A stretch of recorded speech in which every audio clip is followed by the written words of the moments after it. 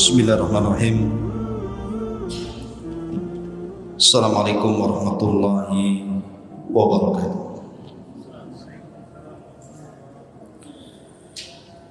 Alhamdulillah. Alhamdulillahilladzi hamdan katsiran tayyiban mubarakan fihi kama yuhibbu rabbuna wa yarda. Asyhadu an la ilaha illallah wahdahu rabbi la syarika lah wa asyhadu anna Muhammadan abduhu wa rasuluhu alladzi la nabiyya ba'da. Amma ba'd. Kita lanjutkan pembahasan kita, masih membahas tentang tanda-tanda dari tanda-tanda kiamat besar. Dan kita masih masuk pada pembahasan khuruj ad-Dajjal, keluarnya Dajjal. Pada minggu yang lalu kita sudah menjelaskan dua hadis Nabi SAW yang ada erat kaitan dengan kisah Dajjal. Pertama, hadis Tamim ibn Aus Ad-Dari radhiyallahu anhu. Kemudian yang kedua, hadis yang bercerita tentang Saf ataupun Ibnu Sayyad. Dan sahabat sampai ada yang bersumpah bahwa Ibnu Sayyad adalah Dajjal. Dua hadis ini menerangkan kepada kita tentang adanya Dajjal, dan kita wajib beriman kepada Allah bahwa suatu ketika Dajjal ini akan keluar dan akan membawa fitnah. Disebutkan oleh para ulama tentang fitnah-fitnah yang akan berlaku ketika Dajjal ini keluar. Tetapi ma'asyiral muslimin, sehebat apapun Dajjal, sampai-sampai Allah Subhanahu wa taala anugerahkan rububiyah, sebagian kecil rububiyah Allah Azza wa Jalla, di mana Dajjal memerintahkan langit hujan, maka langit pun hujan. Ketika Dajjal memerintahkan bumi untuk tumbuh, maka bumi pun akan tumbuh hijau. Ketika Dajjal memerintahkan orang yang mati hidup, maka akan hidup walaupun yang hidup itu syaitan. Walaupun Dajjal sehebat itu, dan tidak ada raja dari raja-raja yang pernah mengaku Tuhan mampu melakukan seperti Dajjal. Bahkan kalau seandainya seluruh tukang-tukang sihir di dunia kemudian mereka berkumpul, maka kekuatan Dajjal menjangkau seluruh tukang sihir yang ada di dunia. Tetapi Allah Subhanahu wa taala hendak menghinakan Dajjal, bahwa Dajjal tetaplah Dajjal. Walaupun Dajjal sesakti itu, tetapi dia tidak bisa menyembuhkan matanya yang buta. Mata Dajjal itu kan buta sebelah. Makanya disebutkan oleh Rasul sallallahu alaihi wasallam, "Inna rabbaka laisa bi'aqwa." Sesungguhnya Rabb kalian tidak buta sebelah, tapi Dajjal adalah buta sebelah. Dan yang sebelahnya yang tidak buta itu seperti buah anggur yang keluar. Artinya Dajjal itu jelek. Tetapi sesakti apapun Dajjal, dia tidak bisa menyembuhkan matanya. Dia bisa mengatakan kepada langit hujan, hujan. Dia bisa mengatakan kepada bumi tumbuh, tumbuh. Tetapi dia tidak bisa mengobati matanya sendiri. Kenapa Allah Subhanahu wa taala tidak berikan kepada Dajjal itu mampu mengobati matanya sendiri sehingga menjadi normal seperti kita? Karena Allah Subhanahu wa taala ingin membedakan orang-orang yang mengaku Tuhan. Dajjal tetaplah Dajjal. Dia orang yang jelek, yang buruk, yang busuk, yang Allah Subhanahu wa ta'ala kirimkan untuk ibtila, menguji iman manusia. Ataupun Dajjal tidak sanggup menghapus kalimat kafir di dahinya. Bukankah salah satu alamat Dajjal itu ada tulisan kafarah di dahinya, di antara dua matanya ada tulisan kafir. Yaqra'uha, bisa dibaca qari atau ghair qari, baik dia bisa membaca atau yang tidak bisa membaca. Dia bisa membaca di antara kedua mata Dajjal itu ada tulisan kafir, tapi Dajjal tidak bisa menghapus tulisan itu di dahinya. Kenapa? Karena Allah Subhanahu wa ta'ala ingin menghinakan bahwa siapapun yang mengaku dirinya Tuhan, dia bukan Tuhan karena masih punya kekurangan. Lihat Dajjal.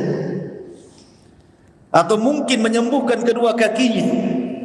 Kedua kakinya Dajjal itu murabbah. Mungkin bahasa kitanya egang gitu ya. Jadi betisnya itu seperti busur panah, kakinya itu seperti busur panah seperti ini. Jadi jalannya jelek. Itu saja tidak bisa menyembuhkan kedua kakinya. Artinya ada sisi kelemahan Dajjal. Dan siapapun yang melihat Dajjal dengan kacamata ilmu, maka dia tidak mungkin beriman dengan Dajjal. Tidak mungkin Tuhan seperti itu. Banyak cacat, tapi Dajjal tidak bisa menyembuhkan cacatnya itu. Ma'asyiral muslimin yang dimuliakan Allah Subhanahu wa ta'ala, akan tetapi Dajjal ini memang diutus oleh Allah Subhanahu wa ta'ala untuk ibtila, menguji agama manusia. Dan tidak ada fitnah melebihi fitnah Dajjal yang paling besar yang pernah Allah munculkan di alam semesta ini. Karena kerusakannya luar biasa. Maka malam ini kita akan rinci siapa para pengikut Dajjal dulu, apa fitnahnya, apa kerusakannya, kemudian bagaimana caranya kita menghindar dari Dajjal ini, dan bagaimana Dajjal wafatnya atau meninggalnya atau matinya, atau kasarnya mampusnya gitu. Sebab kalau meninggal terlalu sopan itu Dajjal itu. Ma'asyiral muslimin yang dimuliakan Allah Subhanahu wa ta'ala, pengikut Dajjal yang pertama adalah orang-orang Yahudi. Orang-orang Yahudi adalah para pengikut Dajjal. Karena bagi Yahudi, Dajjal itu seperti Imam Mahdi dalam Islam. Mereka menunggu-nunggu kemunculannya. Mereka tidak mengatakan Dajjal, tapi mereka menyebutnya dengan Mesias, penyelamat. Itu keyakinan orang Yahudi. Makanya Allah Subhanahu wa Rasul sallallahu alaihi wasallam bersabda dalam sebuah hadis dari Anas bin Malik radhiyallahu anhu, kata Nabi sallallahu alaihi wasallam, yatba'ud dajjalu min yahudi Asfahan 70,000 alaihimut tayalis. Kata Nabi sallallahu alaihi wasallam, Dajjal itu akan diikuti orang-orang Yahudi, pertama kali Yahudi Asfahan. Di mana Asfahan? Asfahan itu di Irak. Makanya sering saya ulang-ulang, Dajjal ini muncul di negeri yang mayoritas orang-orang Syiah berada, dan akan mati di negeri yang mayoritas orang-orang Yahudi berada. Muncul di negeri orang-orang Syiah dan mati di negeri orang-orang Yahudi. Seolah-olah antara Syiah dengan Yahudi itu ada komunikasi, ada hubung kait, ada korelasi dari kemunculan sampai matinya Dajjal. Maka tidak pernah kita mengakui tentang ajaran Syiah itu bagian dari Islam. Maksudnya Syiah di sini Syiah Rafidhah, Syiah yang mencela para sahabat Nabi sallallahu alaihi wasallam yang mengkafirkan Abu Bakar, Umar dan juga Utsman. Kata Nabi SAW, Dajjal akan diikuti oleh orang-orang Yahudi Asfahan Iran. Berapa jumlahnya? 70,000 tentara Yahudi Asfahan akan ikut di belakang Dajjal. Dan ini tentara pertama yang akan menjadi kekuatan Dajjal untuk merusak bumi. Makanya ma'asyiral muslimin yang dimuliakan Allah Subhanahu wa taala, ketika kita berkisah sedikit tentang Palestina,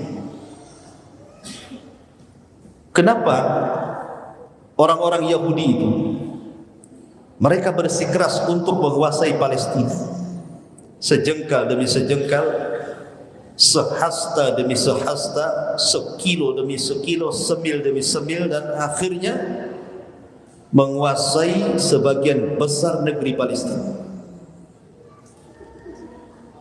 Bahkan anehnya, yang mereka kuasai adalah daerah-daerah yang dianggap suci seperti Baitul Maqdis. Betul-betul mereka kuasai. Karena ada sebuah keyakinan yang menurut kita kaum muslimin, keyakinan itu direkayasa.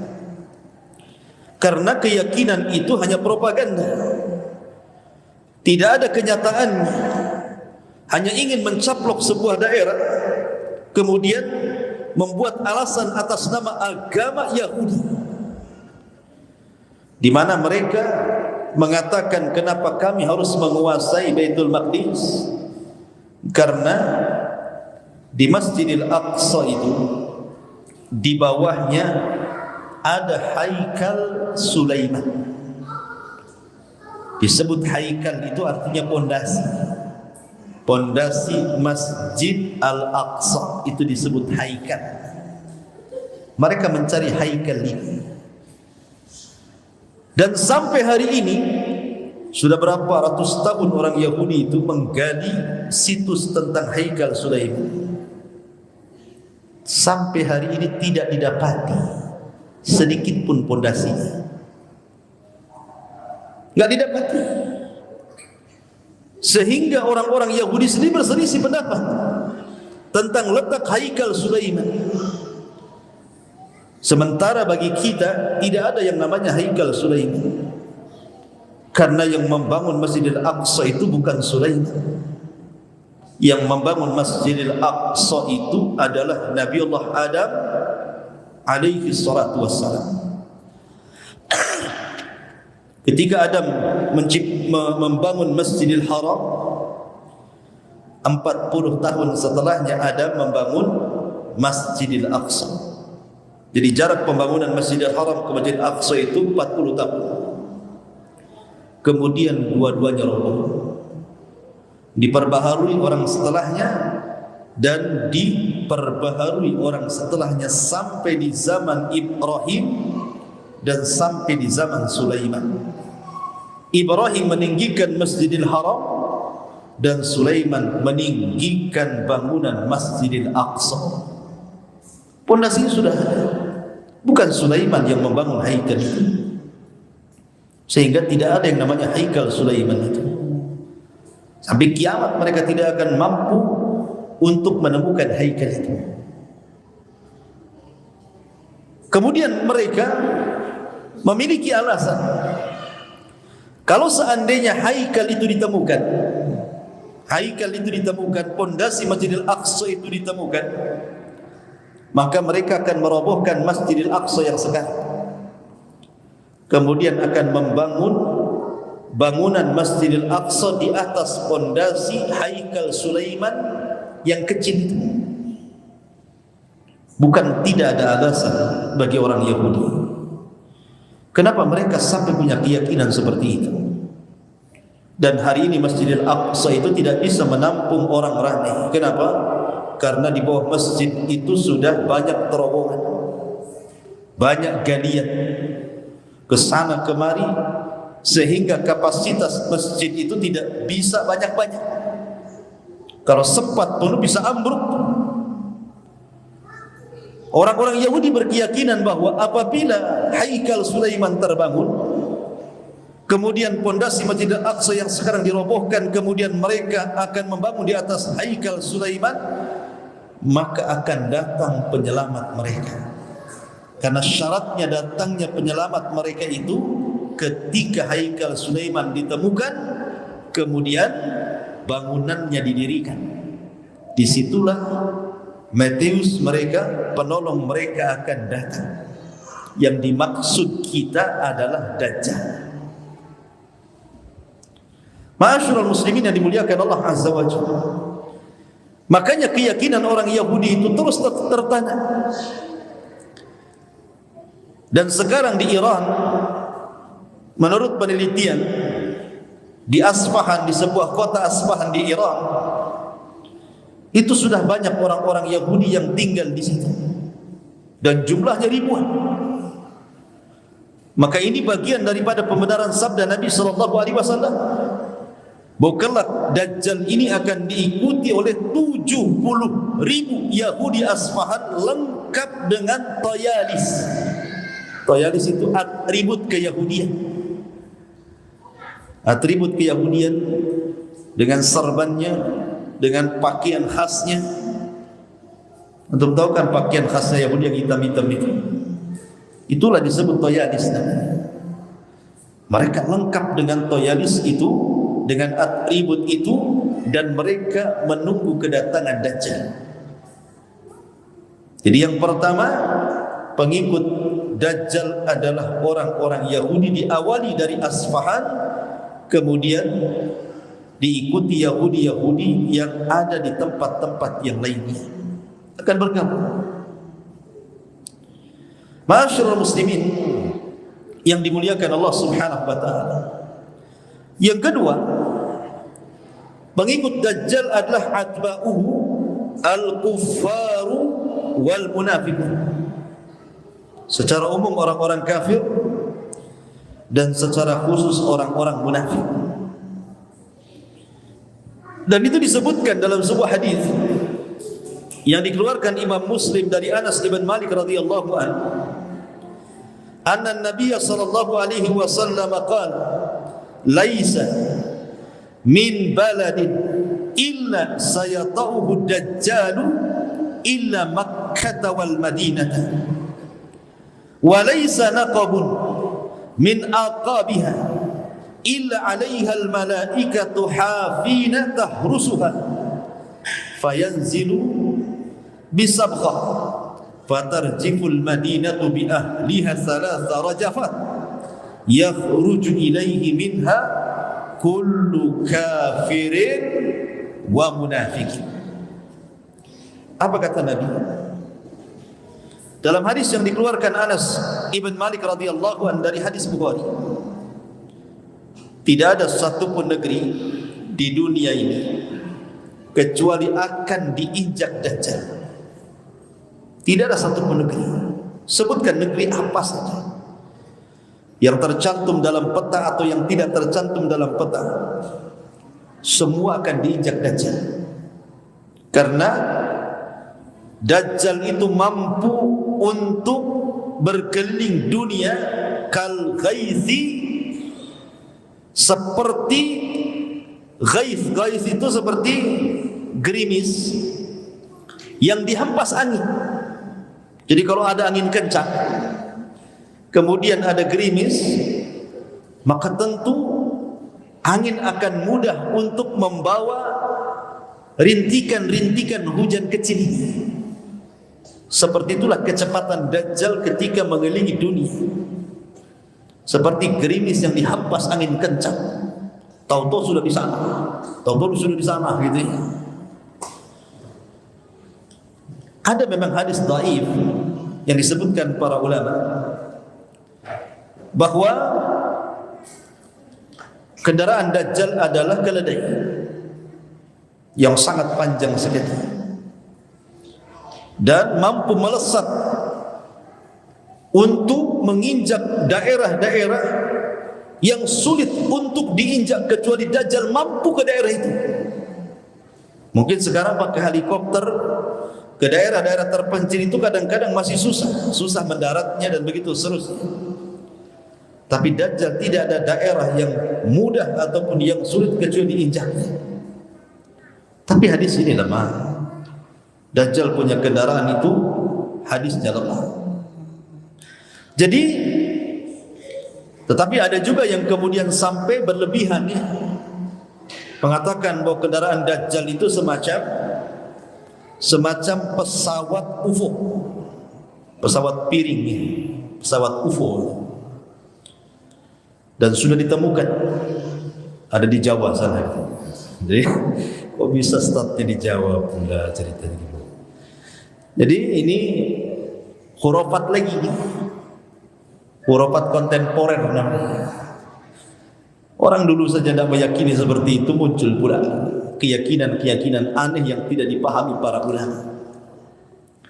Intinya bahwa bagaimana Dajjal itu bisa menginjak daerah-daerah satu dunia ini, Allahu alam. Yang jelas bahwa Allah sudah memberikan kemampuan masalahnya.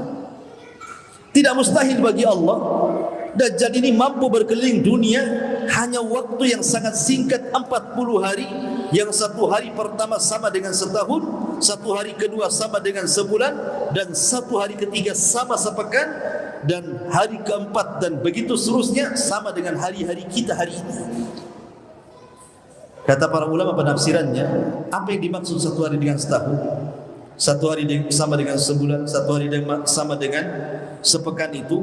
Maksudnya Dajjal itu bukan hanya menginjak daerah normal waktunya, tetapi juga menginjak daerah-daerah yang tidak normal waktunya, seperti daerah kutub yang siangnya lama, malamnya lama.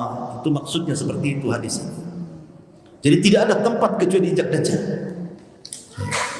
Kemudian kata Nabi SAW, illa Makkah wal Madinah, kecuali negeri Mekah dan negeri Madinah. Karena tidak ada satupun batas-batas yang bisa memasukkan orang ke Mekah dan ke Madinah kecuali ada malaikat yang menjaga sehingga Dajjal tidak mampu masuk. Ketika Dajjal tidak sanggup masuk ke Mekah, kemudian juga dia akhirnya berangkat ke Madinah, tidak bisa juga masuk ke dalam kota Madinah, sehingga Dajjal hanya mampu berdiri di sebuah bukit yang disebut dengan Sabkhah, bukit tinggi. Kemudian dari situ Dajjal menghentakkan kakinya 3 kali ke tanah. 1 kali hentakan terjadi gempa yang menggoncangkan kota Madinah.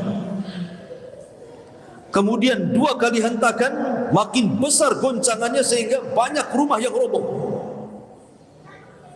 Hentakan yang ketiga meretakkan tanah-tanah sehingga orang-orang kafir yang bersembunyi di Madinah dan orang-orang munafik, mereka ketakutan, akhirnya keluar dari Madinah. Ketika mereka keluar inilah kemudian mereka pun belakangan menjadi para pengikut Dajjal. Karena kalau sudah berjumpa dengan Dajjal itu jarang yang selamat, pasti akan menjadi pengikut Dajjal. Ini yang kedua.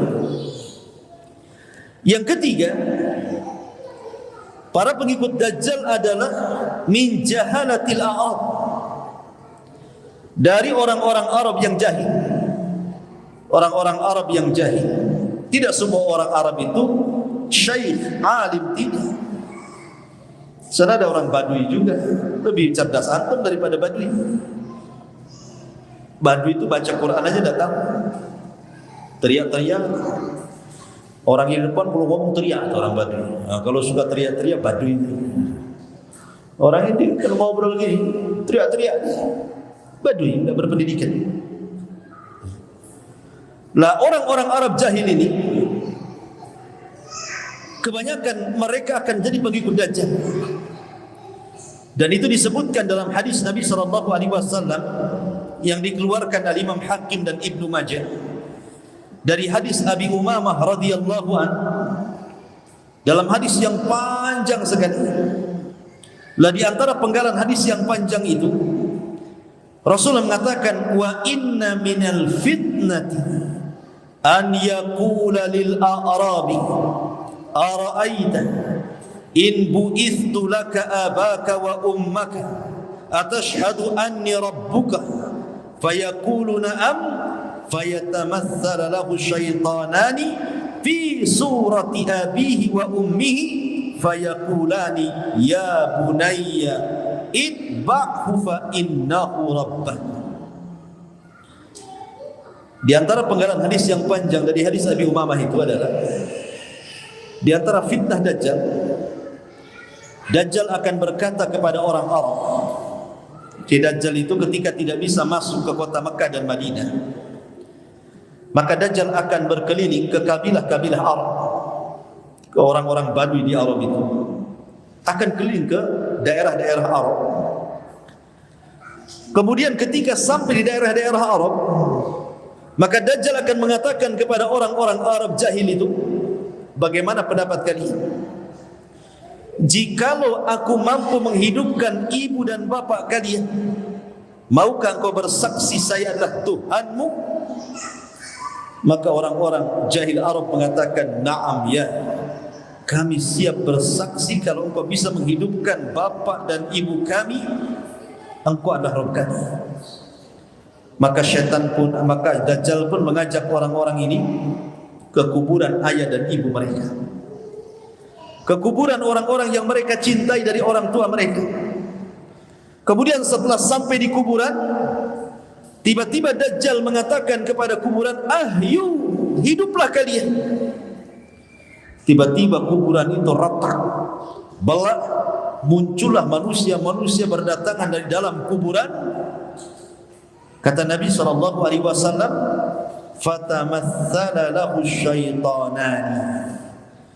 Maka setan-setan itu bekerja sama dengan Dajjal, menyerupai ibu bapa orang-orang yang dipanggil Dajjal itu. Tiba-tiba setelah hidup ibu bapa mereka, padahal itu adalah jelmaan syaitan, bukan beneran, itu sihir. Tiba-tiba kemudian orang tuanya, ibu bapanya ini mendekati anaknya, kemudian menciumnya, memeluknya. Maka anaknya pun senang karena ibu bapanya masih hidup. Tiba-tiba ibunya mengatakan, nah, sesungguhnya aku dihidupkan karena dia, mengisyaratkan kepada Dajjal, ikuti dia karena dia adalah Tuhan. Ya, bagaimana fitnah Dajjal sedahsyat itu jangan. Gimana orang-orang tidak ikut Dajjal kalau sesakti itu Dajjal itu? Makanya Dajjal disebut Al-Masih, sama dengan Isa bin Maryam disebut Al-Masih. Karena Isa bisa mengusap manusia, orang mati bisa hidup karena mukjizat. Tapi Dajjal juga bisa menghidupkan orang yang mati dengan mengusap kuburan, tetapi yang hidup bukan orang yang sudah mati, tapi syaitan yang mempermisalkan orang mati itu persis seperti ibu bapaknya. Sihir daripada Dajjal. Tukang sihir mana yang bisa melakukan seperti Dajjal? Enggak ada. Sesakti itu Dajjal. Makanya wajar orang-orang Arab itu mereka banyak mengikuti Dajjal. Ini yang ketiga. Yang keempat, para pengikut Dajjal adalah kaumun wujuhuhum kalmijanil mut'arakati.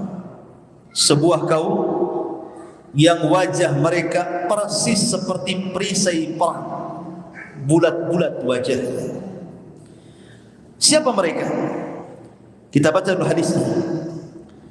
Hadis ini dikeluarkan oleh Imam Ahmad dari Abu Hurairah radhiyallahu anhu. Nabi SAW bersabda, la yanzilanna ad-dajjal huz wa karman fi 70,000 wujuhuhum kalmijanil mut'arakati. Dajjal akan turun di sebuah daerah namanya Huz dan juga daerah Karman, dan akan diikuti 70,000 manusia yang wajah mereka seperti perisai-perisai perang. Kemudian dalam riwayat yang lain dari hadis Abi Bakar radhiyallahu anhu, Inna dajjal yakhruju min kibalil masyriq min madinati yuqalu laha Khurasan yatbauhu aqwamun wa fi riwayatin afwajun ka'anna wujuhahumul mijanil mudrakati. Kata Nabi SAW, sungguhnya Dajjal akan keluar dari arah timur di sebuah Madinah yang disebut dengan Khurasan, Khurasan Iran, dan akan diikuti oleh banyak kaum yang wajah-wajah mereka seperti perisai-perisai perang. Kemudian para ulama mengatakan yang dimaksud wajah mereka seperti perisai-perisai perang, wal maqsudu bihi ba'dul a'ajim wa ba'du qabaili Turki wa minhumul Maghul wa Tatar. Kata para ulama, yang dimaksud para pengikut Dajjal yang wajah mereka seperti perisai perang itu, mereka orang-orang asing, artinya bukan Arab kayak kita gini. Kita ini disebut orang non-Arab. Jadi para pengikut Dajjal itu orang seperti kita ini. Kemudian sebagian kabilah-kabilah dari Turk. Turk itu bukan Turki, bukan. Turk itu disyaratkan kepada Mongolia ataupun Tatar yang pernah menyerang Baghdad atas kerjasama Ibnu Alqamah, seorang Syiah, sehingga banyak khulafa Abbasiyah terbunuh, bahkan ribuan jiwa kaum muslimin dibantai oleh Tatar dan bisa digulingkan di zaman Syekhul Islam Ibnu Taimiyah. Maksudnya pengikut Dajjal itu ya orang-orang yang wajahnya bulat, hidungnya pesek, matanya sipit, orangnya pendek-pendek. Itulah para pengikut Dajjal.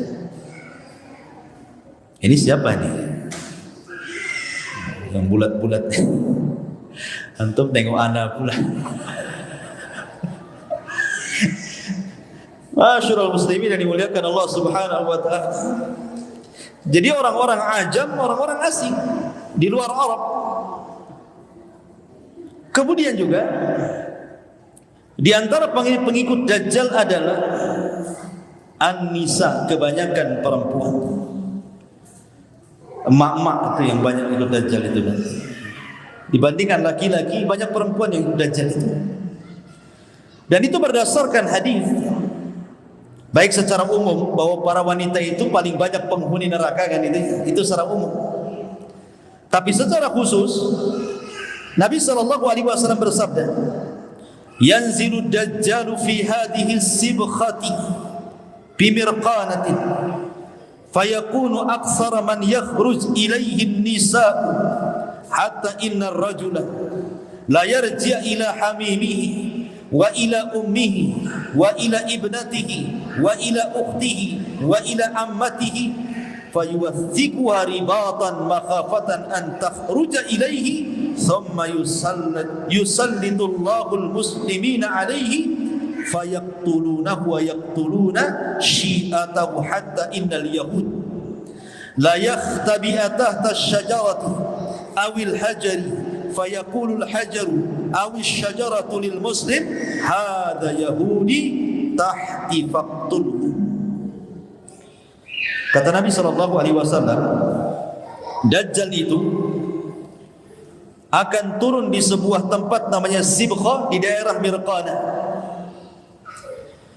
Maka disitulah kebanyakan wanita-wanita akan menjadi pengikut Dajjal. Apa alasannya? Bukankah Dajjal tidak ganteng? Kecuali Dajjal itu tampan, ganteng, steril, jalannya bagus. Dajjal ini sudah buta, ya kan? Buta sebelah. Yang melihat saja mata yang warasnya aja nonjol, kayak anggur. Itu yang warasnya itu nonjol, kayak anggur. Kemudian tulisan kafir.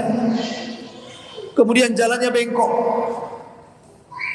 Kemudian pendek, keriting, kriwel. Kenapa perempuan suka dengan Dajjal? Kalah tuh. Ya. Bukan masalah itu.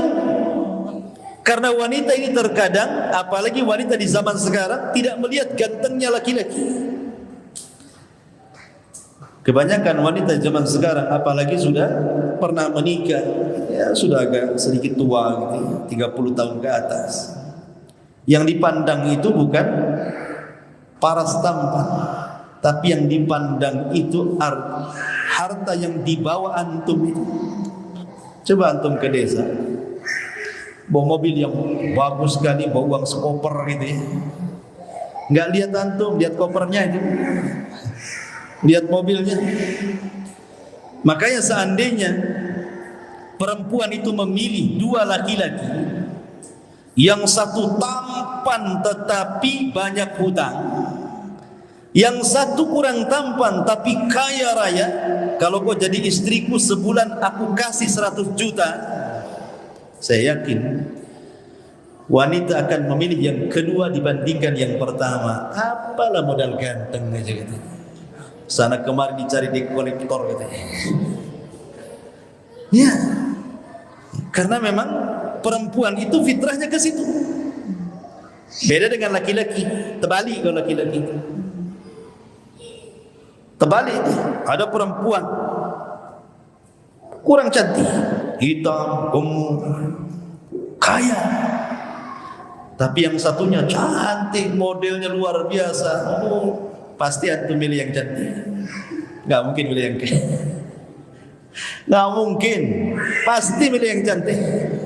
Kaya itu nomor berapa laki-laki itu?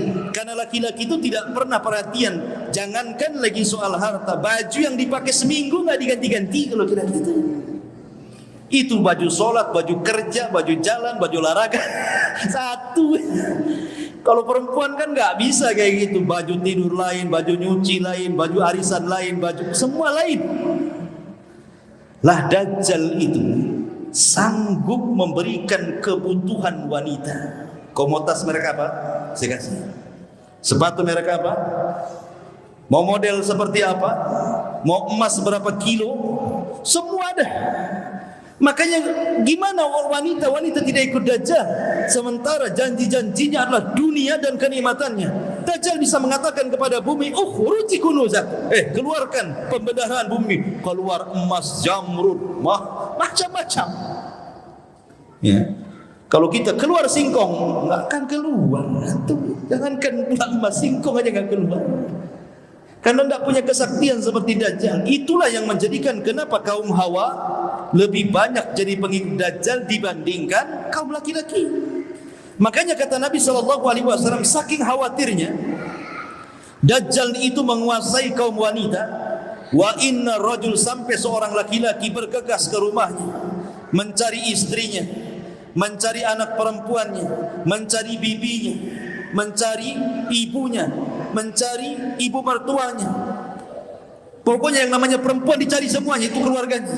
Kemudian dia pun mengikat dengan rantai agar jangan sampai keluar rumah berjumpa dengan Dajjal. Seperti itu di akhir zaman antum menjaga istri antum, sampai dirantai padahal enggak gila. Biasanya kalau dirantai itu kan orang gila biasa dipasung kan. Nanti di akhir zaman wanita-wanita waras dipasung semua sama laki-laki. Kenapa? Dikhawatirkan keluar jadi pengikut Dajjal. Tapi nanti jangan dipasung sekarang, Dajjal belum keluar. Mana istri antum? Kurung di rumah, nanti keluar takut ketemu Dajjal kan? Dajjalnya nanti belum keluar. Nanti di akhir zaman. Sekarang bolehlah ke pasar sini belanja. Ya. Masyarul muslimin yang dimuliakan Allah Azza wa Jalla. Ini pengikut-pengikut Dajjal. Orang Yahudi, orang kafir, orang munafik, orang-orang asing dari kalangan Asia, kemudian juga orang-orang Arab jahil, dan juga kaum wanita.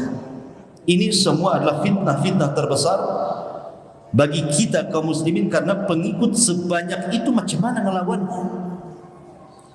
Coba hampir semua daerah dikuasai Dajjal. Arabnya ikut Dajjal, Yahudinya ikut Dajjal, Asianya ikut Dajjal. Kita mau ngelawan kemana sebanyak itu? Makanya pasukan Dajjal tidak bisa dikalahkan. oleh pasukan Imam Mahdi, padahal Imam Mahdi sudah menguasai peperangan dalam Al-Hamatul Kubra, perang Mahdasyah. Tapi ketika berperang melawan Dajjal tidak sanggup, saking banyaknya pengikut Dajjal itu.